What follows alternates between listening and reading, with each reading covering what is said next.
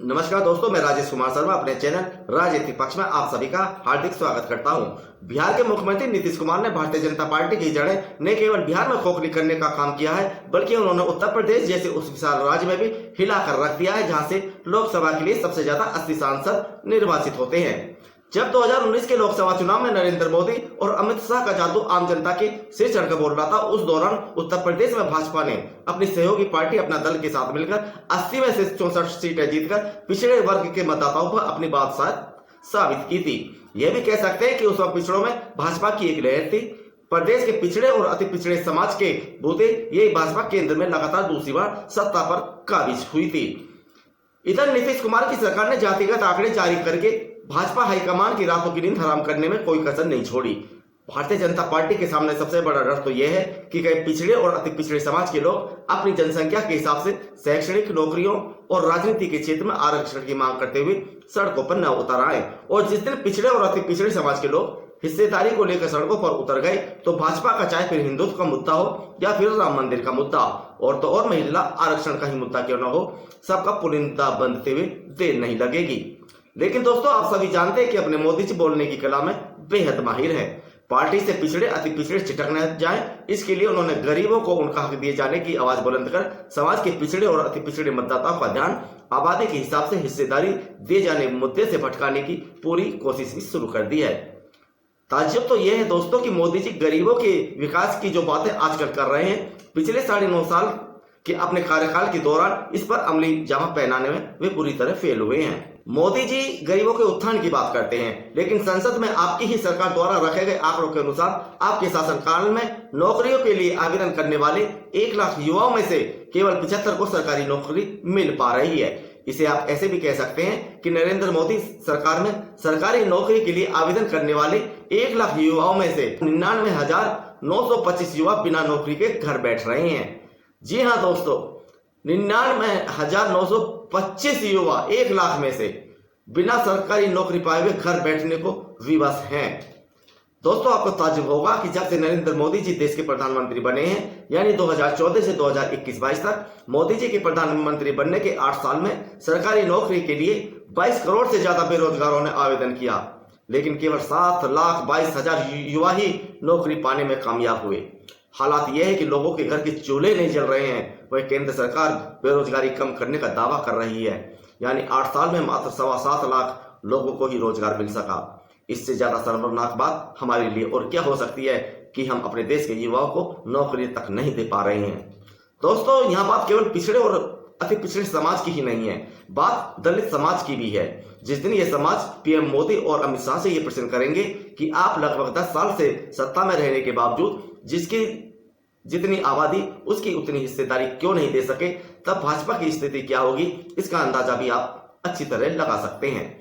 अब विपक्ष, चाहे उसमें कांग्रेस हो अथवा समाजवादी पार्टी या फिर कोई दूसरा दल, वे अपने हाथ आए इस ब्रह्मास्त्र का प्रयोग उत्तर प्रदेश की जनता पर करने से चूक कैसे सकते हैं।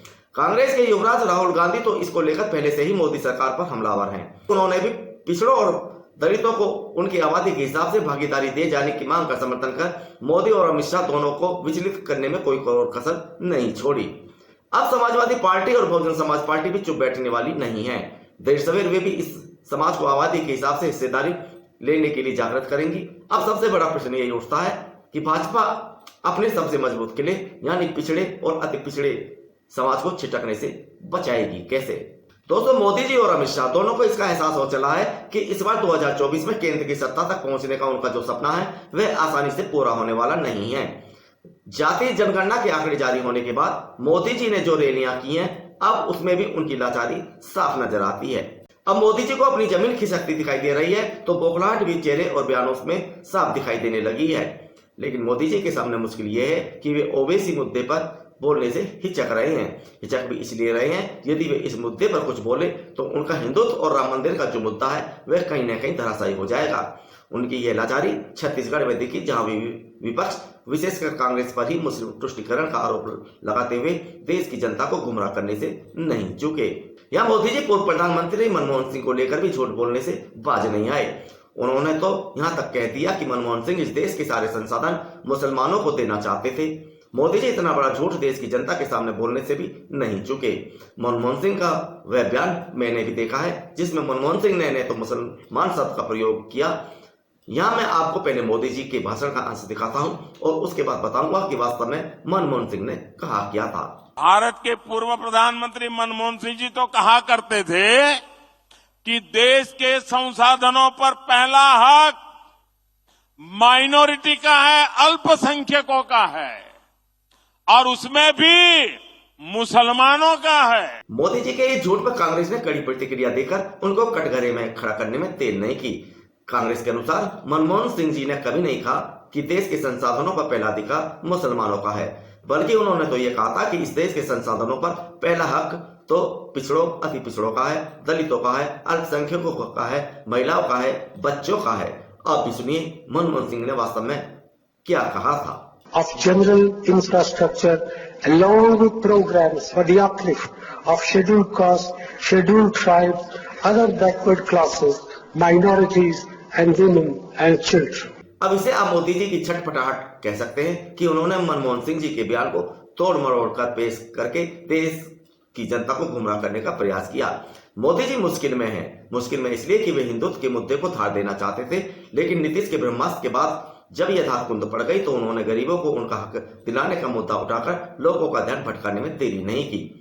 दोस्तों, मोदी जी विचलित इसलिए भी है कि 2019 के लोकसभा चुनाव के दौरान महाराष्ट्र और बिहार में उन्होंने अपने सहयोगियों के साथ मिलकर विपक्ष का सुपड़ा साफ कर दिया था, लेकिन इस बार इन दोनों राज्यों में भाजपा की करारी हार के संकेत मोदी जी और शाह दोनों को सख्ते में डाले हुए है।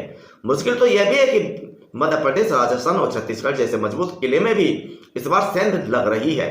और तो और मोदी शाह बेचैन इसलिए है कि इस बार उत्तर प्रदेश में भी उनकी पार्टी के हालात कुछ ठीक नहीं है। उत्तर प्रदेश के मतदाताओं का इतिहास रहा है कि वह मुद्दों की हवा में बहुत तेजी से बहती है। ऐसे में अखिलेश यादव, मायावती और राहुल गांधी तीनों ने जातियों की आबादी के हिसाब से हिस्सेदारी देने की वकालत करके मोदी शाह के चेहरों पर पसीने ला दिए हैं। उत्तर प्रदेश की बात करें तो यहाँ 25 से 35 लोकसभा सीटें ऐसी हैं जहां दलित मतदाताओं का वर्चस्व है। वे जिसे चाहे जिता दें और जिसे चाहे हरवा दें। कुछ ऐसी ही स्थिति ओबीसी समुदाय की है। इनका भी 40 से 50 सीटों पर असर है। ओबीसी के साथ दलितों को मिला दें तो 60 से 65 सीटें ऐसी हैं जहां दलितों के साथ मिलकर ओबीसी वर्ग राजनीतिक दलों के लिए केंद्र की सत्ता के द्वार खोलता है। यह वह भी फार्मूला है जिसके बल पर भाजपा 2014 और 2019 का रण जीत चुकी है, लेकिन इस बार यहाँ उसका खेल बिगड़ रहा है। इसमें इंडिया अलायंस में शामिल कांग्रेस और समाजवादी पार्टी सेंध लगा रही हैं। जल्दी जल्दी हो रही चुनावी सर्वे भी इंडिया अलायंस के धीरे धीरे मजबूत होने के संकेत दे रहे हैं। ऐसे में जब जातियों को उनकी आबादी के हिसाब से हिस्सेदारी देने का मुद्दा जोर पकड़ेगा तो केंद्र की सत्ता के साथ साथ उत्तर प्रदेश की सत्ता पर काबिज भाजपा के सामने मुश्किलें तो आएंगी ही। भाजपा तो उत्तर प्रदेश में पहले से ही पिछड़े और अति पिछड़े के समाजवादी पार्टी की ओर हो रहे रुझान से विचलित थी। समाजवादी पार्टी ने यहाँ पिछड़ा वर्ग बाहुल्य खतौली विधानसभा और घोसी विधानसभा सीटों पर उपचुनाव में भाजपा को तकड़ी पटकनी दी थी।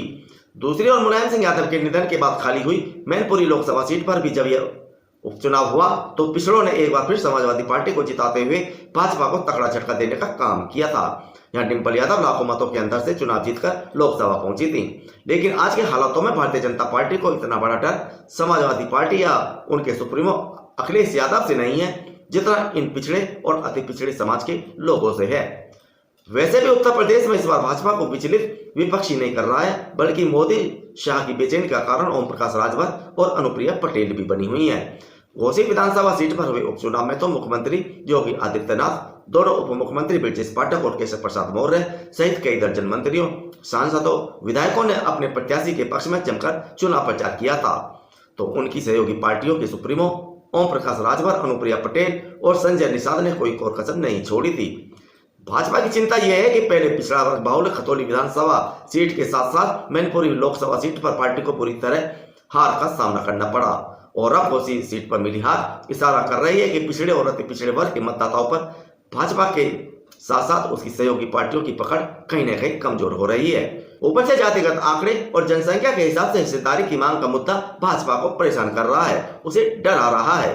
मोदी और अमित शाह का डर यह भी है कि अगर यूपी में विपक्ष इन मुद्दों को भुनाने में सफल हो गया तो 2024 की सत्ता पाने का उसका सपना पूरा होने वाला नहीं है।